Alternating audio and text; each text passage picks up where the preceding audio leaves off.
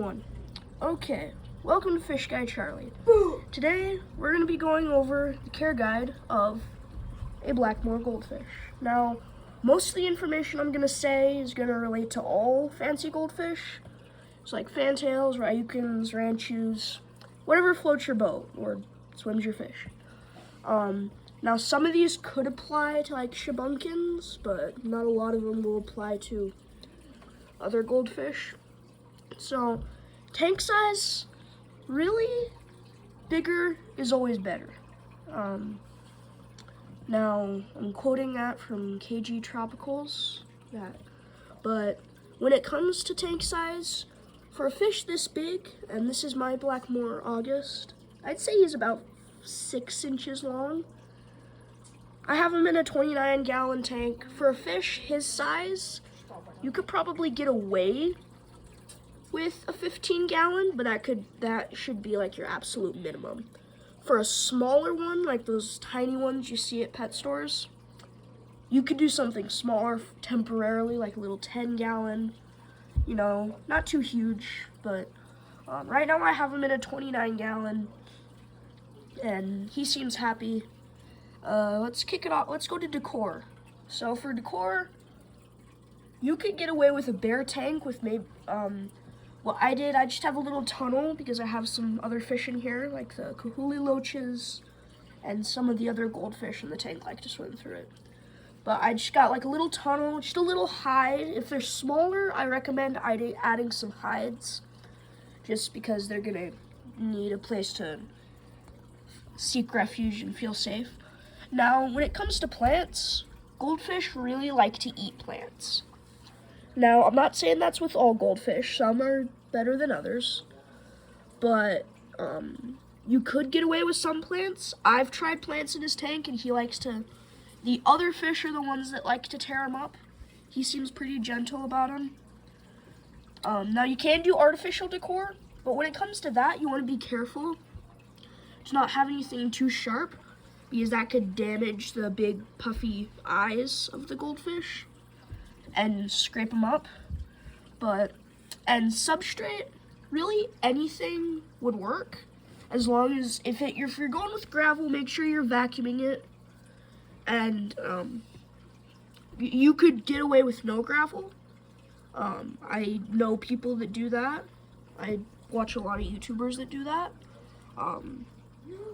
But could get away with, right now I just have some gravel in here. Nothing to, make sure that it's big enough to where the goldfish can't swallow it. Because goldfish, they like to go around and peck around at the bottom of the tank and see if they can find something. Because in the wild, goldfish, they're scavengers when they can't find anything to eat. So they'll go around and kind of dig around in the mud and dirt at the bottom of the riverbed. So these goldfish normally just pick around the bottom of the tank.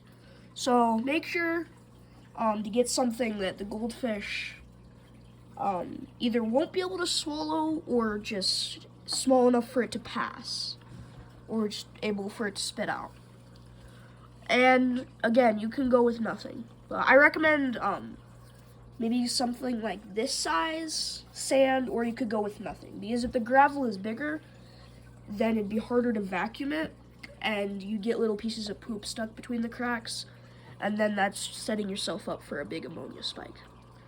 But filtration, now you don't want a super powerful, like you want a really good filter in your tank for a goldfish, but nothing with a powerful head, with a powerful pump to where the goldfish could get stuck on it. Like, I've seen plenty of fish, like, when you go to the pet store, you look at the fish tanks, 9 times out of 10, there's always a dead fish stuck to the pump of the filter. So I just have a Marine Land, I don't know what type of filter it is. Takes the size C filter cartridges from Marine Land. Nothing too special. It's a little HOB filter. Now, on my other tank, now you can do sponge filters with these guys. I do have a sponge filter in my other tank. Really, as long as you're getting that water filtered and the pump isn't too powerful enough to where it'll suck your fish up, then you should be good to go. Now, tank mates. When it comes to goldfish tank mates, I had this guy. You can do no one, or you can really anything that won't bully or be mean to your goldfish, or is big enough to eat it. I had this guy before I got any other of these fish. I had this guy with a little Cory catfish for I think a year, and he did fine. And then I got more of these fish, and eventually it started to grow. But now you can do. Sometimes the smaller goldfish can be a little nippy. Like if you have like a big goldfish, like what he's I'd say he's about 6 inches. I don't know. But if you get one of those little goldfish, I had another Black Moor, and he got eaten alive by tiny goldfish.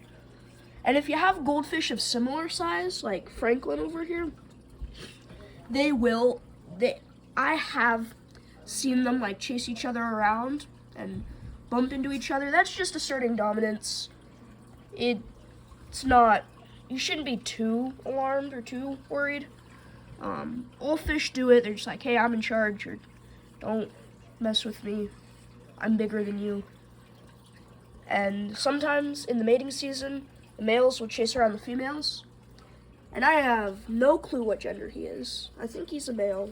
But, really anything that won't be mean to your goldfish or harass it, eat it, stuff like that. Like some examples are tiger barbs, any form of shark that you see, some single-tailed goldfish. With goldfish, it really depends, but some like cichlids, sunfish, like freshwater sunfish, small nippy fish like neon tetras, which he might also eat if it's small enough. But those are some fish that I would kind of want to stay away from. Some of the bigger tetras, like the glowfish, the Deinos are a good tank mate. Rosy barbs are a good one because they're a cold water animal. But like the black skirts, the white skirts, glowfish, Deinos, other fancy goldfish, I'd say are good tank mates. Or you could just get 2 Black Moors of similar size, stick them in a 29-gallon tank, and you should be good to go. And but yeah, now diet. This guy, he likes to eat. I feed him some algae wafers a few times a day, and often I feed these guys bloodworms about once a day, sometimes 2 if they're being good, and he'll eat them. So really anything. Goldfish are a fish that will eat anything. I've seen him eat flakes, pellets, wafers, bloodworms.